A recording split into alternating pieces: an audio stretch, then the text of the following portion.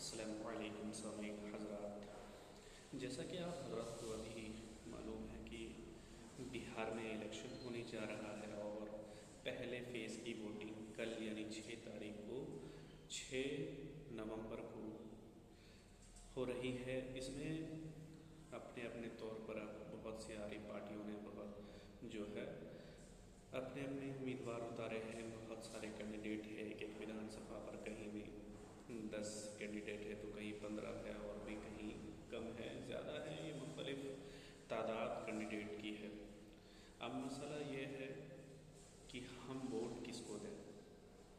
बिहार में जैसा कि MIM, BJP, RJD, महागठबंधन से कांग्रेस, नीतीश कुमार की पार्टी और एक और है प्रशांत किशोर। तो मैं इसी मुद्दे पर बात करना चाहूँगा। वोटरों के जहन में ये बात है कि आखिर हम वोट किसको दें, हम किस को वोट दें या किसकी सरकार बनाएं जिससे हमें फ़ायदा हो। हम बेसिक मुद्दे या जो ज़रूरी मामलात हैं उस पर तवज्जो नहीं करते, बस ये देख लेते हैं कि BJP के पार्टी का है तो हम इसको वोट देते हैं, नीतीश कुमार के पार्टी का है तो उसको वोट दे देते हैं, ये MIM पार्टी से है तो हम उसको वोट दे देते हैं। हाँ, मैं ये ज़रूर कहूँगा कि जिस इलाके में MIM ने कैंडिडेट अपने दिए हैं, MIM ने कैंडिडेट दिए हैं, अगर वो कैंडिडेट वाकई में बहुत अच्छा है तो आप सबसे पहले ये चुनिए कि MIM को मजबूत कीजिए, MIM को वोट दीजिए। हाँ, इस बात को ज़रूर ख्याल में रखिए कि कहीं अगर MIM का कैंडिडेट अच्छा नहीं है, लोगों के लिए मदद करने वाला नहीं है, लोगों के बीच जाने वाला नहीं है, लोगों के प्रॉब्लम को सॉल्व करने वाला नहीं है, मालूमात कीजिए कि हाँ जो भी कैंडिडेट हमारे बीच आ रहे हैं क्या वो वाकई उनको मैं वोट दूँ। समझे। और हमदर्द, कौम का हमदर्द, मिलत का हमदर्द, मुल्क का हमदर्द, लोगों के मसले मसाइल को हल करने वाला, उसके मुद्दे को उठाने वाला ऐसा कैंडिडेट, अगर ऐसा कैंडिडेट मैं जहाँ तक समझता हूँ MIM ने ज़्यादातर ऐसे ही कैंडिडेट दिए जहाँ तक मेरी जानकारी है। इसके अलावा अगर जो ग्राउंड रियलिटी है अगर उसमें कहीं आप लोगों को कोई नुक्स नज़र आ रहा है तो देखिए, मेजर कोई छोटी मोटी नुक्स को आप बात को पकड़ करके नहीं कह सकते। किसी भी इंसान में 100% खूबी नहीं होती है। हम ये देखेंगे कि उसका पल्ला किधर झुका है। अगर बुराई की तरफ पल्ला झुका हुआ है तो उसको बिल्कुल नहीं चुने, अगर अच्छाई की तरफ पल्ला झुका हुआ है तो वैसे कैंडिडेट को बिल्कुल चुने। अब रही बात RJD की, महागठबंधन की, कांग्रेस की, प्रशांत किशोर के कैंडिडेट की, तो मैं ऐसे में यही कहना चाहूँगा, आप सबसे पहले कैंडिडेट को देखिए। कैंडिडेट आपका भला कर सकता है तो ही आप उसको वोट दीजिए। कैंडिडेट, हम आमतौर पर पार्टी के उस पर चले जाते हैं, लेकिन मसला क्या होता है कि पार्टी का कैंडिडेट कभी ऐसा भी हो जाता है कि लोगों का हमदर्द नहीं होता है, लोगों की परेशानी को समझने वाला नहीं होता है, ताकत के नशे में, गुरूर के नशे में लोगों को कुछ नहीं समझता और आपके मुद्दे की तरफ तो बिल्कुल भी तवज्जो नहीं देता है। रोड कैसा है, सरकारी स्वास्थ्य के हवाले से कैसे हैं, लोगों में बेरोज़गारी कितनी है, भुखमरी कितनी है, इन सब तमाम चीज़ों पर बिल्कुल तवज्जो नहीं होती।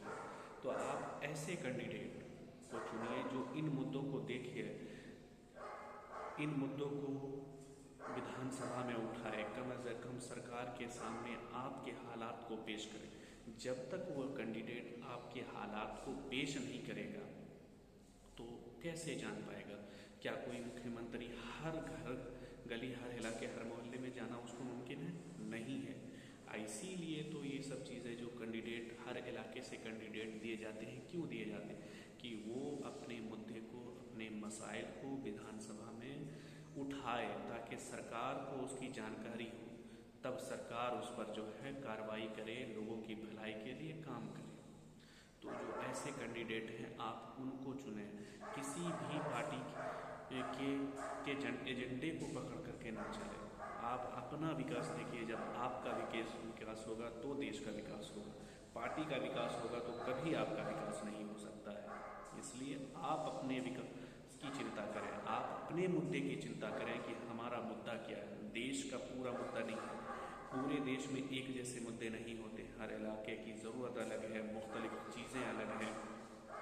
तो आपके इलाके की जो ज़रूरत है वो कीजिए। एक होता है इज्तमाही तौर पर, एक इलाकाई तौर पर। इज्तमाही तौर पर जो जिसकी सरकार होगी, सरकार आम तौर से ज़्यादातर लोगों की भलाई के लिए ही फैसले करे, लेकिन कभी कभी उसमें चुनिंदा चीज़ों को भी टारगेट कर लिया जाता है। तो हमें इस बात का तो ख्याल रखना है कि हमें ऐसी सरकार बिल्कुल नहीं चाहिए जिसमें पब्लिक इंटरेस्ट जिसको ना दिखे, सिर्फ एक ही पर्टिकुलर पब्लिक इंटरेस्ट दिखे, ऐसा नहीं करना है। हमें ऐसी सरकार चुननी है कि सभी के लिए विकास के रास्ते एक साथ खोले, एक जैसे खोले, लोगों को परेशान ना किया जाए, बिला वजह में जो है लोग इधर उधर मारे ना फिरें, झूठे मुकदमे, मकान तोड़ना, ये सब चीज़ें बिल्कुल ऐसी नहीं करें। जो जायज़ मुद्दे हैं, जो जायज़ चीज़ें हैं, जो असलियत में गुनाहगार है या कोई क्राइम करते हैं, ऐसे लोगों पर सरकार कार्रवाई करे। हम ऐसी सरकार चाहते हैं। जो मुजरिम है उसको सज़ा मिले, ना कि मुजरिम से रिश्ता रखने वाला या उसका रिश्तेदार या किसी कौम से ताल्लुक़ रखने वाला हो, ऐसे कार्रवाई बिल्कुल न करें। ऐसी सरकार हमें बिल्कुल नहीं चाहिए। तो आप इस इलेक्शन में इस बात का ध्यान रखिए कि हमें अच्छे कैंडिडेट को जिता करके असेंबली में भेजना है, ताकि वो हमारे मुद्दे को आपके साथ वहाँ सरकार के सामने रख सके, हमारे मसाइल को रख सके। हमारे पास जो मसाइल है, शिक्षा के मसाइल, स्वास्थ्य के मसाइल, दीगर और मसाइल, समाजी मसाइल, लोगों में एक दूसरे के आपस में जो ये खराबियाँ लोगों के बीच पैदा हुई हैं, इसको दूर करें। चाहे आप बीजेपी हो, आरजेडी हो, कांग्रेस हो, जेडीयू हो, सरकार किसी की भी बने, हमें उससे कोई सरोकार नहीं होना चाहिए। हम कैंडिडेट अच्छा दें ताकि वो आपके इलाके का विकास करे, आपके इलाके में शांति बहाल करने में वो अपना किरदार अदा करे। समझे? हमें सरकार ईमानदार चाहिए, बिल्कुल चोर सरकार बिल्कुल नहीं चाहिए। इस बात का ध्यान रखिए और इसी के मद्देनज़र रखते हुए आप जो है वोट कीजिए। आपने इतने दिन देखा कि सरकार इतने लंबे समय से चल रही है, उनकी सरकार में अगर उन्होंने अच्छे काम किए हैं, उपलब्धि किए हैं, तो उनको भी देखिए। और साथ ही साथ मैं ये पैगाम देना चाहूँगा कि आपका एक वोट, आप ये सोचते हैं मेरे एक वोट से क्या होगा, आपका एक वोट ही तय करता है कि किसकी सरकार बनेगी और कौन से कैंडिडेट जीतेगा। हम सब यही सोच लेते हैं कि मेरे एक वोट से, मेरे एक वोट की ताकत एक तेज तलवार के धार से भी ज़्यादा है। इतनी ताकत है मेरे एक वोट में कि वो किसी को ये असेंबली में भेज सकता है और किसी को नहीं भेज सकता है, रोक सकता है। तो इसलिए आप एक वोट का जो इस्तेमाल है वो सही जगह इस्तेमाल कीजिए। एक वाक़या मैं सुनाता हूँ हज़रत इमाम हुसैन का। यजीद के साथ वो एक ही वोट की तो तरफ करते, अगर इमाम हुसैन उनको की तायद कर देते, उनको वोट दे देते, तो ये इतनी बड़ी जंगें या इतनी शहादतें होती ही नहीं। लेकिन बात यहाँ असल ये थी कि सच की तरफ कौन है और बुराई की तरफ कौन है, हक़ की तरफ कौन है, बुराई की तरफ कौन है, सच कौन बोल रहा है, झूठ कौन बोल रहा है। एक वोट हज़रत इमाम हुसैन ने न जाने कितने सर कटवा दिए सच की तायद के लिए। सच हमेशा सच होता है, इसलिए आप अपने एक वोट की ताकत को पहचानिए। एक वोट जो आप दे डालेंगे वही सरकार को तय करेगी, सरकार बनाने में अपना किरदार अदा करेगी। मैं तमाम आवाम से गुजारिश करूँगा कि इस बार इलेक्शन में वोट ईमानदारी से और सोच समझ कर दें। जो हजरात दूर हैं या बाहर हैं तो वो तो खैर के साथ परेशानी है, वो वोट नहीं डाल सकते, लेकिन जो ग्राउंड पर मौजूद है वोट डाल हैं तो उनको वोट भी हर हाल में करना चाहिए। ऐसा नहीं कि वोट ना करना कोई मसले का हल नहीं है।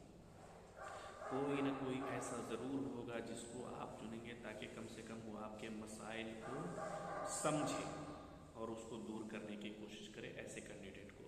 अभी सीमांचल में MIM है, MIM ने अख्तरुल ईमान साहब ने सीमांचल में बहुत अच्छे काम किए हैं, तो मुनासिब ये है कि उनको जो है मौका दिया जाए। और भी जो कैंडिडेट अच्छे हैं जो इलाके के डेवलपमेंट के लिए काम करें, ऐसे कैंडिडेट को आप वोट दें। मैं अपनी इसी बात के तहत मैं अपनी बात को ख़त्म करता हूँ। अल्लाह तबारक व तआला से दुआ है कि मेरे कहने सुनने में या किसी चीज़ में लर्जिश में गलती हो गई हो तो अल्लाह ताला माफ़ फरमाए।